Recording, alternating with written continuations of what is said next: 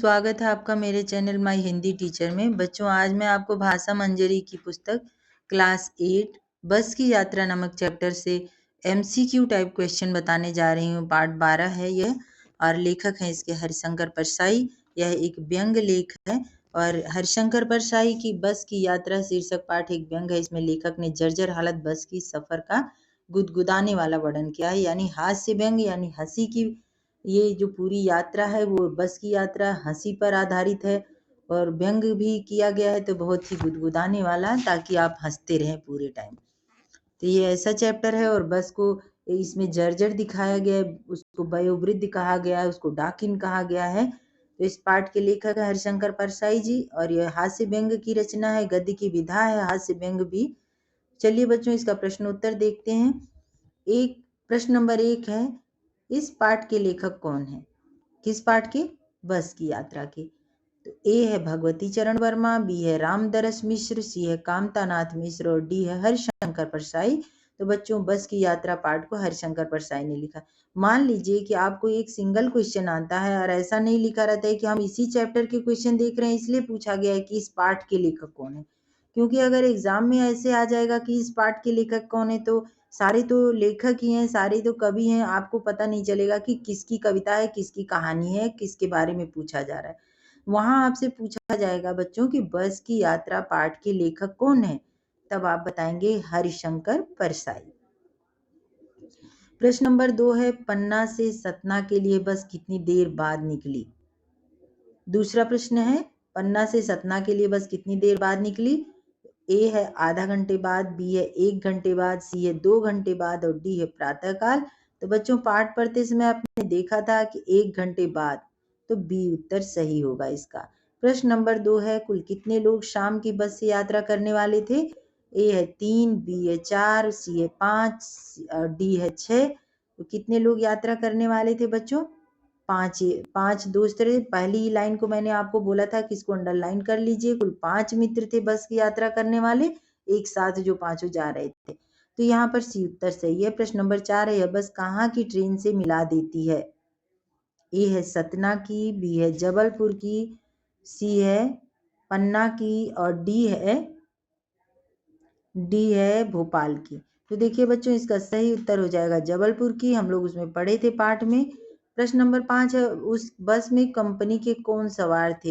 ए है दावेदार, बी है हिस्सेदार, सी है चौकीदार और डी है इनमें से कोई नहीं। तो आपको भी पता है कि उसके हिस्सेदार जो थे, कंपनी के पार्टनर थे, वो इसमें बैठे हुए थे बस में। बी उत्तर सही है। प्रश्न नंबर 6, लेखक हरे भरे पेड़ों को क्या समझता था? ए है जीवन दाता, बी है शुभ चिंतक, सी है शत्रु और डी है मित्र। तो आप भी देखिए कि यहाँ पर लेखक समझते हैं कि वह शत्रु है। कहीं हरे भरे पेड़ शत्रु नहीं थे, वो बस की ऐसी हालत थी कि वो कहीं बस जाकर के पेड़ों से न टकरा जाए, क्योंकि उसका स्टीयरिंग साथ नहीं दे रहा था, उसका ब्रेक फेल हो जाता था। वो बुरी हालत में, बहुत ही पुरानी बस थी तो जर्जर स्थिति में थी, इसलिए लेखक हरे भरे पेड़ों को शत्रु समझते थे। प्रश्न नंबर 6 का उत्तर सी। प्रश्न नंबर 7वां है, बस की तुलना किससे की गई है? ए है देवी से, बी है युवती से, सी है वृद्ध महिला से और डी है देवता से। तो आपने देखा है कि वयोवृद्ध कहा गया है बस को, इसका मतलब है वृद्ध महिला से। 7वां प्रश्न का उत्तर सी सही है।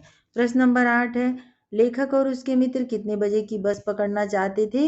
ए है 3 बजे की, बी है 1 बजे की और सी है 5 बजे की और डी है 4 बजे की। कितने बजे की बच्चों? 4 बजे की सही उत्तर है, डी उत्तर सही है। प्रश्न नंबर 9 है, आदमी को कूच करने के लिए एक खाली स्थान है चाहिए। तो वहां पर एक लाइन थी कि आदमी को कूच करने के लिए एक निमित्त मात्र चाहिए। ये एक व्यंग था कि आप अपने से मरने के लिए तैयार हैं तो और कोई क्या कर सकता है? निमित्त यानी साधन। तो ए उत्तर सही होगा। प्रश्न नंबर 10 है, लेखक ने कंपनी के हिस्सेदार की तरफ कैसे देखा? ए है गुस्से से, बी है दया से, सी है श्रद्धा भाव से और डी है हैरानी से। तो बच्चों, लेखक यहाँ देखिए, यही हंसी का जो है, छोटे छोटे वाक्य आपको, छोटे छोटे शब्द हंसी के मिलेंगे। लेखक ने कंपनी के हिस्सेदार की तरफ कैसे देखा? श्रद्धा भाव से। अब पूरी की पूरी श्रद्धा से उन्होंने उनको देखा कि अब हम क्या करें, अब तो हम बैठ के फंस ही गए हैं, आप जो कहेंगे आप वही हम लोग भी मानेंगे। प्रश्न नंबर 11 है, पहुंचते ही बस का टायर फिस करके बैठ गया। ए है रेलवे लाइन पर, बी है पुलिया पर, सी है कच्ची सड़क पर और डी है नहर पर।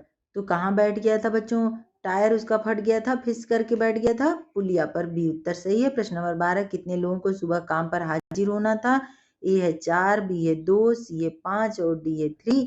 तो कितने लोगों को हाजिर होना था बच्चों? 2 लोगों को सुबह काम पर हाजिर होना था। बी उत्तर सही है। अगला प्रश्न है 13 नंबर, लेखक कब घर पहुंच जाएंगे? ए है सुबह, बी है दोपहर, सी है शाम और डी है रात को। तो लेखक सुबह सुबह घर पहुंच जाएंगे। प्रश्न नंबर 13 का ए उत्तर सही है। प्रश्न नंबर 14, बस गांधी जी के असहयोग और सविनय अवज्ञा आंदोलन के वक्त कैसी रही होगी? ए है वृद्धा, बी है जवान, सी है बालिका और डी है शिशु। तो बस जवान रही होगी उस टाइम में, नहीं रही होगी। सविनय अवज्ञा आंदोलन जब चला था उस समय की बात है। तो देखिए अगला प्रश्न है 15 नंबर, जब बस जबलपुर की ट्रेन के लिए किस स्थान में पहुंचा देती है? ए है पन्ना, बी है सतना और डी है कानपुर, सी है कानपुर, डी है पटना। तो इसका सही उत्तर है बी सतना। प्रश्न नंबर 16, बस की यात्रा शीर्षक पाठ कैसी रचना है? ए है मनोवैज्ञानिक, बी है हास्य व्यंग्यात्मक, डी सी है निबंधात्मक और डी है आत्मकथात्मक। अब आप लोग बताइए बच्चों कि ये चैप्टर किस तरह की घटना है, इसका शीर्षक किस तरह की रचना है, और आप ही लोग बताइए इसके बारे में। 1 सेकंड का समय देती हूँ, 2 सेकंड का देती हूँ, आप लोग सोच लीजिए। ज्यादा कई बार मैंने इसके बारे में कहा है।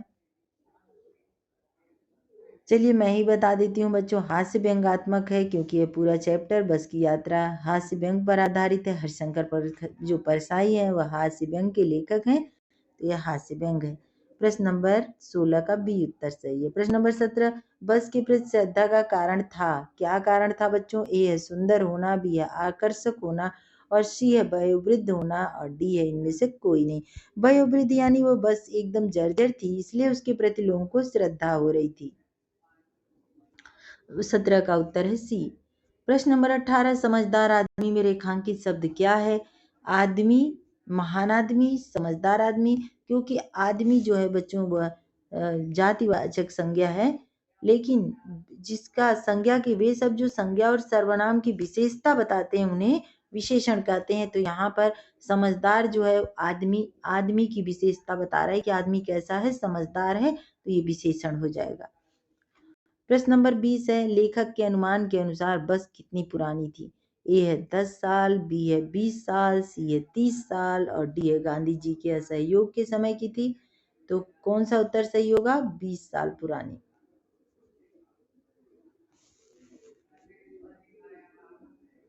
अगला प्रश्न है, निम्नलिखित शब्दों में से, हालांकि लेखक के असहयोग आंदोलन के समय की बस थी, 20 साल नहीं, बहुत पुरानी थी। निम्नलिखित शब्दों में से कौन सा शब्द उपसर्ग युक्त नहीं है? देखिए असहयोग, असहयोग में उपसर्ग है। पूछा गया है प्रश्न, निम्नलिखित शब्दों में से कौन सा शब्द उपसर्ग युक्त नहीं है? तो एक तो बच्चों देखिए यहाँ पर असहयोग में उपसर्ग है, अवज्ञा में उपसर्ग है और सचमुच में कोई उपसर्ग नहीं है। सविनय में सभी प्लस नय, नय मतलब होता है झुका हुआ, सविनय सभी प्लस नय, इसका मतलब है बी उत्तर सही है। सचमुच, सचमुच का कोई मतलब नहीं होता, इसलिए सचमुच, बी उत्तर सही है।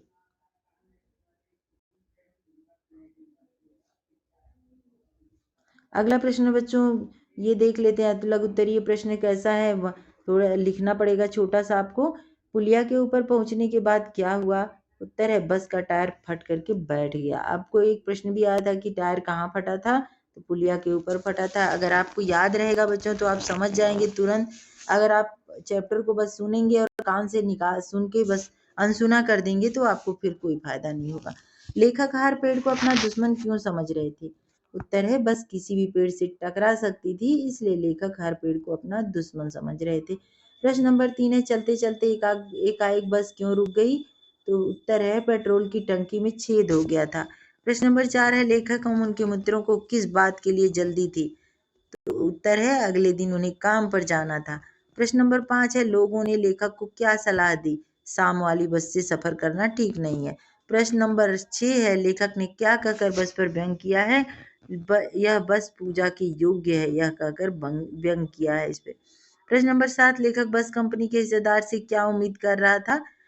वह इंजन को निकाल कर गोद में रख लेगा, वो यही उम्मीद कर रहे थे। प्रश्न नंबर 8 है बच्चों, झील को देखकर लेखक को क्या लगता था? उत्तर, कहीं बस झील में घी ना गिर जाए। प्रश्न नंबर 9, लेखक और उसके मित्र दुविधा में क्यों थे? बस की दयनीय दशा को देख करके। प्रश्न नंबर 10, बस सदियों के अनुभव के निशान लिए हुए थी का क्या आशय है?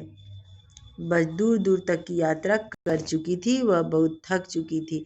चलिए बच्चों, इसको यही समाप्त करते हैं, बहुत लंबा हो जाएगा तो आप लोगों को पढ़ने में परेशानी होगी। अभी ऑब्जेक्टिव टाइप के और शॉर्ट टाइप के आंसर वाले क्वेश्चन ही देख रहे हैं। चलिए, धन्यवाद।